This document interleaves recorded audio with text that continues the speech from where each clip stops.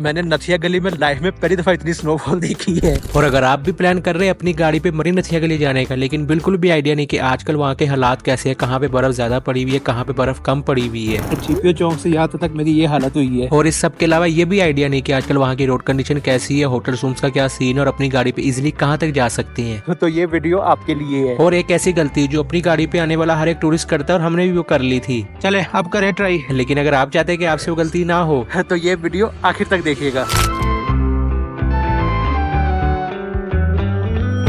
फैसलाबाद से हम लोग सुबह सुबह टाइम से निकल पड़े थे और हमारा टारगेट था 1 बजे से पहले पहले नथिया गली पहुंचने का, लेकिन हमें वो अपना टारगेट पूरा होता हुआ बिल्कुल भी नजर नहीं आ रहा था। बारिश बहुत ज़्यादा तेज़ थी और इस वजह से हमारी जो स्पीड थी वो हमें बहुत कम रखनी पड़ रही थी और नॉर्मली हमें 4.5 घंटे लगते, लेकिन इस बारिश की वजह से हमें इस्लामाबाद पहुंचते पूरे 5 घंटे लग गए।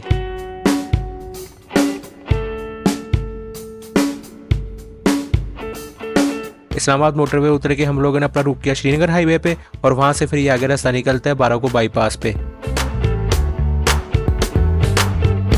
अगर आप लोग भी इस रूट से जा रहे हैं तो आप लोगों ने एक चीज का ध्यान रखना है, जैसे आप बाराको बाईपास से उतरते तो फिर ये एक पेट्रोल पंप आता है और यहाँ से आगे फिर आपको पेट्रोल जो सीधा मरी में जाके मिलता है। तो अगर आपकी गाड़ी में पेट्रोल कम हुआ तो आपने यहाँ से एक दफा टैंक फुल करा लेना है, क्योंकि जैसे ही बाराको बाईपास खत्म होता है तो शुरू हो जाता है मरी एक्सप्रेसवे।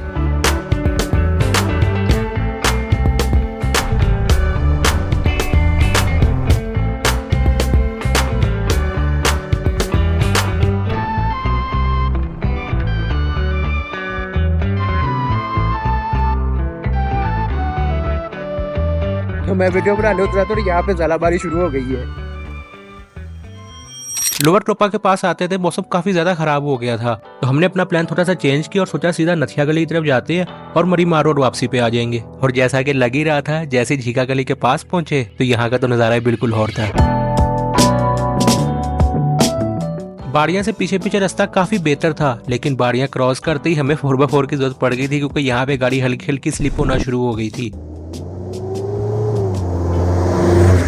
अगर 4x4 ना आता तो शायद हमें स्नो चेन की जरूरत पड़ जाती, लेकिन इस सफर पे हम लोग एक ऐसी गलती कर रहे हैं जो आप में से मोस्टली लोग करते हैं जब इस तरह के मौसम में आते हैं। और वो गलती कौन सी है वो तो आपको भी थोड़ी देर में पता लग ही जाएगा। गलियार शुरू होते आपको ये 50 रुपए वाली पर्ची लेनी पड़ती है और ये पर्ची वाले ने पर्ची देते के साथ ही यहाँ पे ड्रा भी दिया था कि आगे ना जाए, आगे रास्ता काफी खराब हो जाएगा। बाकी नथिया गली कितना रह गया है मुझे भी नहीं पता है, ऐसा ऐसा आगे जा रही है, हमारे अलावा यहाँ पे कोई भी नहीं है। और ब्लैक का इस ये है कि अभी इतनी ज्यादा नहीं है तो इजी सीन है। बाकी गलियात से पीछे पीछे दुकानें वगैरह जो थी वो खुली हुई थी, लेकिन जैसे ही गलियात क्रॉस करके हम लोग आगे आए थे तो फिर मोस्टली मार्केट जो थी ना वो हमें बंदी नजर आई है। बाकी छंगला गली के पास ये एक पेट्रोल पंप आता है और मरी से जब आप नथिया गली की तरफ आते हो तो पूरे सफर में एक यही पेट्रोल पंप आता है, तो उसका भी आपने थोड़ा सा माइंड में रखना है। ढंग के वॉशरूम भी ना आपको यहाँ पे मिलेंगे। नथिया गली की कोई पता नहीं क्या पोजीशन हो, इसलिए अगर आप रमजान में आते ना इससे पहले पहले तो ये पंप अपने माइंड में रखेगा, क्योंकि रास्ते में जितने भी पब्लिक टॉयलेट्स आते हैं वो सब बंद पड़े हुए थे। तो अगर आप फैमिली के साथ आ रहे हैं तो ये चीजों का आपने ध्यान रखना है। ईद पर सब कुछ खुला होगा, लेकिन अगर इससे पहले आते हैं तो फिर आपको ये थोड़े बहुत मसले बनेंगे। बाकी हमें लग रहा था कि हम अकेले ही यहाँ पे आए हुए हैं, लेकिन ऐसा नहीं था, गाड़ियां आई हुई थी, लेकिन जो सामने से आ रहे थे वो हमें मना कर रहे थे कि आगे ना आ जाओ। लेकिन हमने तो नियत की हुई थी कि नथिया गली जाके ब्रेक लगाएंगे।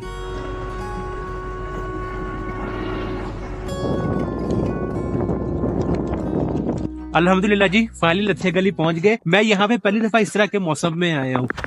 लाइव स्नोफॉल भी मैंने यहाँ पे पहली दफा देखी है।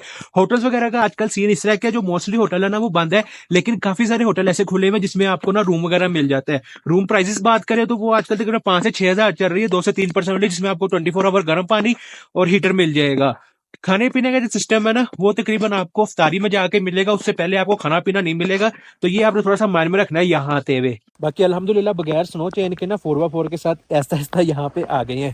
तो बर्फ गिर रही है, वो छतों पे जो बर्फ है ना वो गिर रही है, उसकी वजह मैं तो डर गया, मैं पता ग्लेशियर आ गया नीचे। और मुझे तकरीबन 2-3 मिनट लगे होंगे वीडियो बनाते बनाते, और स्क्रीन पे जो बर्फ है वो भी जमनी शुरू हो गई है। लेकिन ये कि इस दफा ये लेके आए थे तो इससे काफी आसानी हो जाती है बर्फ साफ करते हुए। बाकी ये कि पाकिस्तान की क्रिकेट टीम और पाकिस्तान के वेदर का ना आजकल कुछ पता नहीं लगता और कोई भरोसा नहीं है। अभी हो सकता है कि बर्फ हो, जब आप है तब बर्फ ना हो। तो ये कि आपने यहाँ पे ना तो वेदर देख के आना है।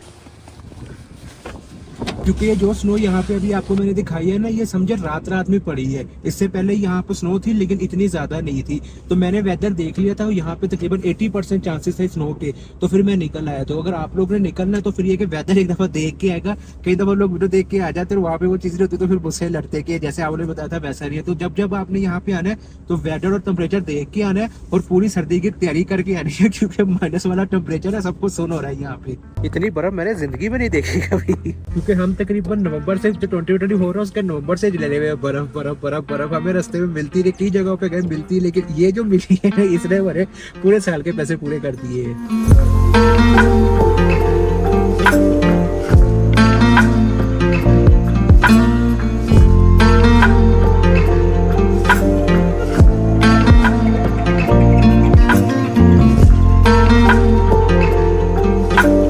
मैंने आपको शुरू में बताया था कि एक गलती है जो सभी टूरिस्ट करते हैं और हमसे भी वो गलती हो गई। तो हुआ कुछ यूं कि जैसे हम तौहीदाबाद से थोड़ा सा आगे आए तो बर्फ रुक गई थी, लेकिन हवा चल पड़ी थी। और जब स्नोफॉल के बाद हवा चल पड़े तो इसका मतलब होता है ब्लैक आइस। पीछे ले जाए थोड़ी। हम लोग यहाँ बुरी तरह फंस गए थे और जिम्मी बिल्कुल भी आगे नहीं जा रही थी और एक ही जगह टायर घूमे जा रहे थे। ले जा ले जा।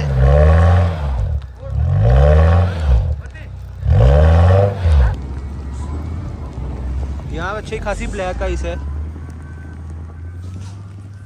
यहाँ मैं खुश इसलिए हो रहा था कि चलो अब स्नो चेन लगा लेंगे, लेकिन थोड़ी देर में जब गाड़ी में आके बैठे तो पता लगा कि स्नो चेन तो हम लोग इस दफा घर ही भूल आए हैं। और इस मौके पे आके कुछ भी समझ नहीं आ रहा था कि क्या करें। चले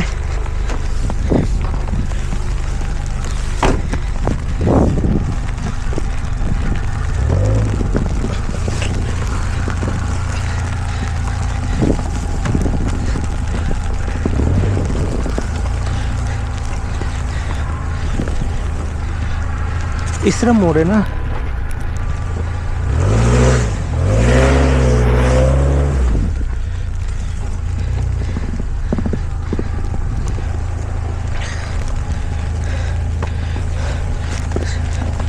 चले अब करें ट्राई। चले चले।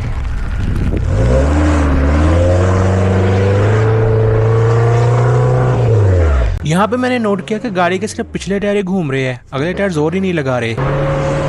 4x4 लगा हुआ, पिछले घूमे जा रहे, वही मैं कहूँ।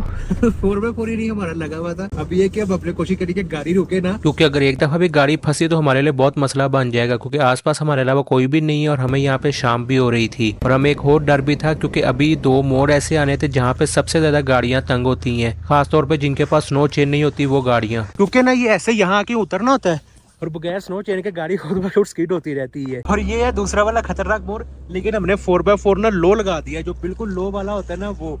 तो आराम आराम से ना रेस पापा ने बिल्कुल छोड़ी हुई है ऐसे, और ऐसा ऐसा गाड़ी ना अल्हम्दुलिल्लाह खुद ही उतर जाएगी। नॉर्मली तो जब बर्फ पड़ जाती है तो यहाँ पे स्नो चेन वाले जो है वो खड़े होते हैं, जो पेड स्नो चेन होती है वो। उसके अलावा 4x4 भी खड़ी होती है जो टो करके गाड़ियों को नीचे उतार देती है।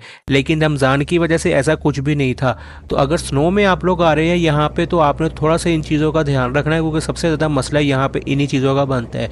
अगर यहाँ पे आ रहे हैं तो मैं रिकमेंड करूँगा कि स्नो चेन लाजमी लेके आएगा। बाकी कुलडना पहुँच के हम लोगों का इरादा था मरी माल रोड जाने का। एक दिल कह रहा था कि जाओ, दूसरा कह रहा था कि ना जाओ, लेकिन हमने रिस्क ले लिया। जब जिम्मी का रुकमाल रोड की तरफ किया तो स्नोफॉल बहुत ज्यादा तेज हो गई थी और लोग नीचे की तरफ आ रहे थे। हमने 4x4 लगा के सोचा कि देखी जाएगी, चलते हैं ऊपर। और पहली दफा हम लोग माल रोड जा रहे थे जिम्मी पे, और जैसे हम जीपीओ चौक पहुंचे तो वहां पहुंच के तो हमें कुछ समझ नहीं रही थी कि अब यहाँ पे करना क्या है। नमक तो होगा मेरे लाल सी ना ईंट फेंकते, ईंट क्रश करके, पता नहीं बॉक्स होते हैं, हो सकता है।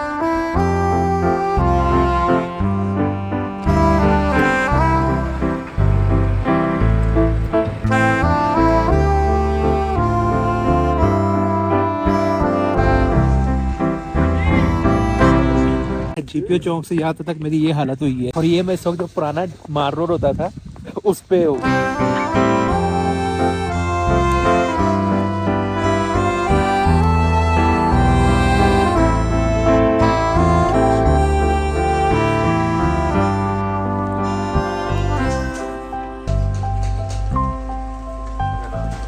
खाना मजेदार था, सिर्फ लाइट की वजह से ना एक हाथ से खाना खाना पड़ा है। बाकी मैं तकरीबन 10-11 साल बाद मान रोड पे आया हूँ। और आपको एक मजे की बात बताऊं, ये जीपीओ जॉब में पहली दफा आया और पापा यहाँ पे लास्ट टाइम तकरीबन 1992 में आए थे। हम ये असल में रश वाली जगह अवॉइड करते हैं, तो मैं यहाँ पे कभी आया ही नहीं। होटल का मैं नाम हम नहीं बताऊंगा, लेकिन ये कि जो रूम है ना वो 2 बंदों के लिए ठीक है। स्नोफॉल तो रुकने का नाम ही नहीं ले रही। ये कि नेटवर्क यहाँ पे मोबलिंग का और जोंग का चल रहा है, जोंग का तो बहुत अच्छा चल रहा है इंटरनेट, तो काफी टाइम पास हो रहा है। बाकी इस होटल में एक चीज अच्छी है, एक तो पार्किंग इसकी अच्छी थी, उसके अलावा इसने कहा था कि सुबह सहरी के वक्त आपने टाइम बता देना, उस टाइम पे आपको ना खाना मिल जाएगा। तो ये 2 चीजें यहाँ पे अच्छी हैं। नाम मैं होटल के इसलिए नहीं बता रहा क्योंकि अभी तो रश नहीं है, लेकिन हो सकता है जब आप आए तो रश हो, तो पता नहीं फिर ये क्या सलूक करे क्योंकि मरिया आपको पता है इस मामले में थोड़ा सा यहाँ पे है, इसलिए मैं होटल का नाम आपको नहीं बताऊंगा। लेकिन फिर अगर आपने होटल लेना हो तो मार रोड पे आपके पास ऑप्शन है, तो आपको देख के जहाँ पे आपको समझ है उस हिसाब से आप ले लेगा। होटल रूम हमें यहाँ पे 3000 रुपये का मिला है और गर्म पानी वगैरह था, अभी भी आएगा और सुबह भी, और हीटर जो है उसका 700 रुपये एक्स्ट्रा देना है। बाकी अगर आपने ईद पे निकल रही और आप चाहते हैं कि मरीना किसी ऐसी जगह पर जाए जहाँ पे आपको बर्फ भी मिल रही, तो मैं आपको रिकमेंड करूंगा कि मेरी ये मालम जबा वाली वीडियो लास्ट भी देखिएगा।